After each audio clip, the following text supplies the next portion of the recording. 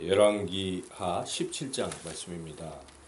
드디어 북이스라엘이 멸망하고 말았습니다. 이 17장은 북이스라엘 멸망 이야기를 기록하고 있습니다. 북이스라엘의 지금 마지막 왕이 호세아인데, 호세아는 역시 반정을 일으켜서 왕이 된 사람입니다. 그 전 왕이 베가였는데, 이 베가가 반아수르 정책을 펼치고 있었는데, 이 호세아가 반란을 일으켜서 친아수르 정책을 펼치면서 아수르에게 이제 조공을 바치고 이제 신하 나라가 이제 되어서 그렇게 했죠. 그런데 얼마 못 지나서 이 아수르의 왕이 바뀌었습니다. 왕이 이제 전 왕이 이제 빌레셀이 죽고 디글라 빌레셀이 죽고 이제 다른 살만 에셀이라는 사람이 왕이 됐습니다. 이제 그런 혼란기를 틈타서 이 호세아가 남쪽에 있는 애굽과 이제 다시 친교를 맺고 애굽 왕 소에게 사자들을 보내면서 아수르에게 조공 바치던 것을 끊어버렸습니다. 그래서 이제 아수르의 살만에셀이 대군을 이끌고 지금 쳐들어온 것이죠.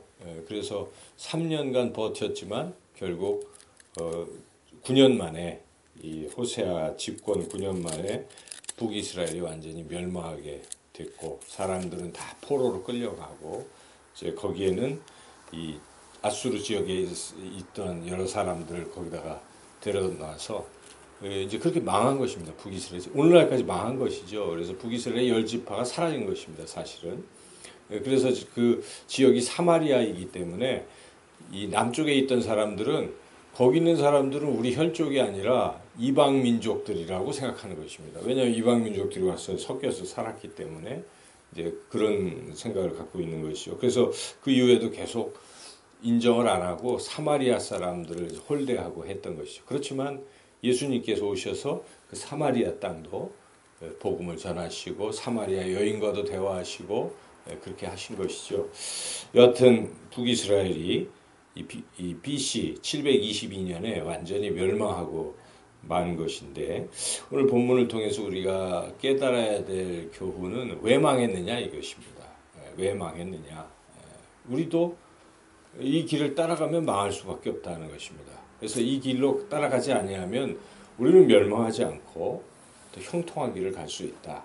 그것을 우리가 교훈을 얻어야 되는데, 여기 이제 살펴보면 첫째는 하나님만 의지하지 않는 것입니다. 하나님만 의지하지 않고 세상의 방법을 자꾸 생각하는 것, 이게 이제 멸망으로 가는 길이라는 것입니다. 지금 이 호세아가 하나님만 이제 섬기고 하나님이 주시는 어떤 지혜, 하나님을 의지하고 했다면 멸망하지 않는 것인데, 자기 생각으로 이랬다 저랬다 하면서 친아수르 정책을 폈다가 다시 또 자기 생각에 이런 상황을 보고 또 친애굽 정책을 펼치고 왔다 갔다 하다가 결국 멸망하지 않았습니까? 그래서 이 하나님만 의지하는 이런 것이 중요한데, 세상 방법을 의지하다 보면 결국 이렇게 망할 수 있다는 것을 우리가 깨달아야 합니다.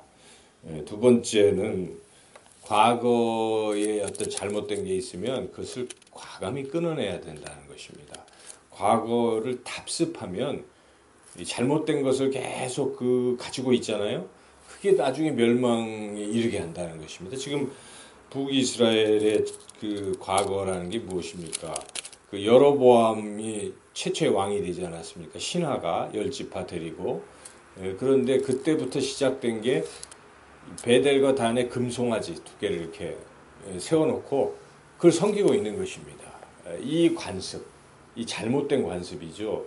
이것을 딱 끊어내야 되는데, 우리가 여지껏 읽었지만은 그 북이스라엘의 왕들은 여로보암의 죄를 따라 다 계속 그랬잖아요. 그것을 끊지 못하고 그걸 그대로 따라가더니 결국 그 끝이 지금 멸망으로 간 것입니다. 그래서 그걸 과감하게 끊어야 된다는, 우리가 살아온 삶 가운데 이 죄악의 부분들이 있다. 이거는 하나님이 싫어하신다는 부분이 있으면 이걸 끊어내야지. 예, 그걸 그냥 계속 간직하고 있으면 멸망이 안 되니까 괜찮으려니 생각하지만요.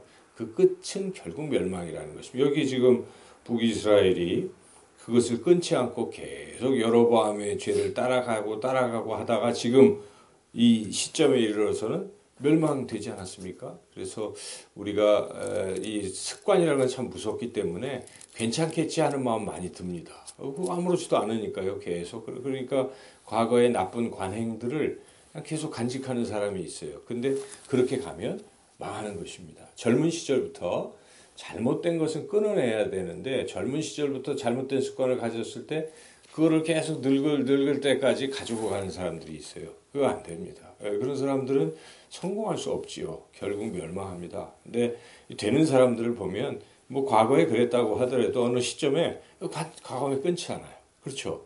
술, 담배 끊을 듯 다 끊습니다. 근데 이거 못 끊는 사람이 있어요. 계속 신앙생활 하면서도 뭐 그렇게 하고 있으면 안 되는 것입니다. 그래서 과감하게 어떤 잘못이 이게 하나님이 싫어하신다 생각하면 끊어내야 된다는 것입니다. 그래야 멸망으로 가지 않는다 하는 것을 우리가 또 깨닫습니다.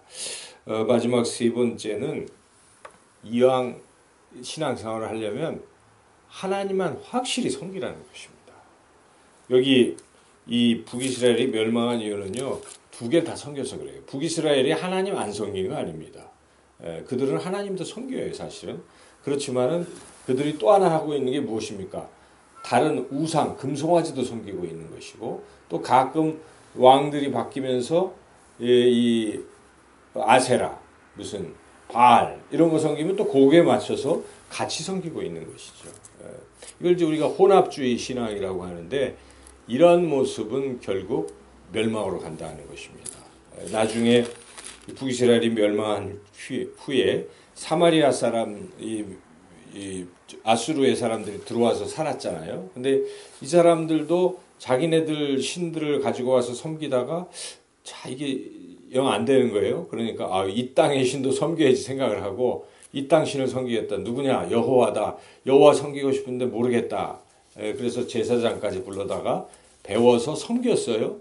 이들이 하나님을 안 섬긴 게 아닙니다. 하나님을 섬겼어요. 그렇지만 오늘 본문에서 말씀하기는 하나님도 섬기고 자기들이 가져왔던 신도 섬기고 두 가지를 다 섬겼다는 것입니다. 그런데 그게 좋은 게 아니죠. 하나님이 계속 말씀하시는 것은 오직 나만 섬기라고 말씀하시는 거예요. 다른 신을 섬기지 말라. 이렇게 계속 하나님이 여기 말씀하시죠. 35절 한번 읽어볼까요? 옛적에 여호와께서 야곱의 자손에게 언약을 세우시고 그들에게 명령하여 이르시되 너희는 다른 신을 경외하지 말며 그를 경배하지 말고 그를 섬기지 말며 그에게 제사하지 말고 36절 오직 큰 능력과 편발로 너희를 애굽에서 인도하여 내신 여호와만 경외하여 그를 예배하며 그에게 제사를 드릴 것이며 이렇게 하나님만 39절도 오직 너희 하나님 여호와만을 경외하라. 이것이 하나님 원하시는 것입니다. 그래서 우리가 10계명의 제 1계명이 무엇입니까? 나 외에는 다른 신을 내게 두지 말라 하는 것입니다. 그래서 하나님은 질투의 하나님이라는 표현도 있어요. 심지어. 그래서 하나님은 다른 신 섬기는 걸 제일 싫어하는 것입니다. 그러니까 우리가 제사 지내는 거 안 되는 이유가 있어요. 제사 지내는 것은 뭐 조상에게 효도하는 것 같아도 거기에는 귀신을 섬기는 일이 되는 것이죠. 그래서 하나님이 제일 싫어하시는 것입니다. 그것을 해서는 안 되는 것이죠. 심지어는 어떤 사람들은 하나님도 믿고 이 사주팔자도 믿고 뭐 이런 사람들이 있어요. 그래서 궁합도 보고 참 어리석은 사람들입니다. 제가 얼마 전에 얘기를 들었는데 어떤 타종교 얘기를 해서 죄송하지만은 카톨릭 신자인데 다 그러지는 않겠죠. 근데 카톨릭 신자인데 뭐 성당을 잘 다닌다고 하는 것 같아요. 그런데 그럼에도 불구하고 결혼을 앞두고 이 궁합을 본다고 자꾸 그런다는 거예요. 그래서 참 안타까운 생각이 듭니다. 아닌 것이죠. 그런 궁합, 사주팔자 이게 뭐 우리 저 운세 보는 거 이런 거 하면 안 됩니다. 뭐 젊은 사람들은 무슨 타로점이니 무슨 5만 가지 이상한 것들이 있잖아요. 이게 안 되는 것입니다. 왜냐하면 우리가 그런 거를 조금이라도 하면은 그때 미혹하는 영과 악한 영이 우리를 지배하기 시작하는 것이라 우리 신앙이 이 색깔이 이상해집니다. 그래서 나중에는 하나님만 섬기는 신앙이 아니라 세상 것도 좋은 것이지 아유 대충 하자 하나님만 뭐 이것도 좋고 저것도 좋고 교회도 다니고 점도 치고 혼합적 신앙이 돼버리면 아무것도 아닌 것입니다. 여기 지금 이 북이스라엘이 왜 멸망했습니까? 하나님 안 섬겨서 멸망한 게 아닙니다. 그들이 하나님도 섬겼어요. 그런데 다른 것도 같이 섬기고 있기 때문에 망한 것입니다. 망한 후에 들어온 사람들도 그러고 있는. 그러니까 하나님께서 지금 이 17장을 통해서 가장 경계하시는 것은 혼합주의 신앙이라는 것입니다. 오직 하나님만 100%가 참 중요합니다. 그래서 저는 늘 그런 생각을 해요. 우리가 이왕 신앙생활을 하면 확실하게 하자는 것입니다. 확실하게 난 하나님만 내가 목에 칼이 들어와도 하나님만 난 섬기겠다. 뭐 이런 신앙을 하나님이 기뻐하시고 그런 사람들을 하나님이 복을 주시고 그런 사람들을 들어 쓰시는 것이죠. 그래서 엘리야가 얘기하잖아요. 북이스라엘 사람들한테 한 얘기가 너희들은 언제까지 머뭇거리고 있느냐? 여호와 하나님이냐 바알이냐 선택하라 하고 촉구를 하는 것이죠. 그래서 딱 붙어서 850명 그 아세라 바알 선지자들을 한꺼번에 물리치지 않습니까? 갈멜산에서 하나님이 불을 내리셔서 엘리야가 승리하게 만드시는 그런 모습들을 우리가 보면 하나님만이 참신이기 때문에 나만 섬기라는 그런 뜻 아니겠습니까? 그래서 우리가 우리 신앙에서 분명히 해야 됩니다. 이왕 신앙생활하면 무슨 일이 있어도 나는 하나님만 섬깁니다. 다른 것 그래서 예수님 처음 믿는 사람들 훌륭한 사람들은 이 태도가 그렇더라고요.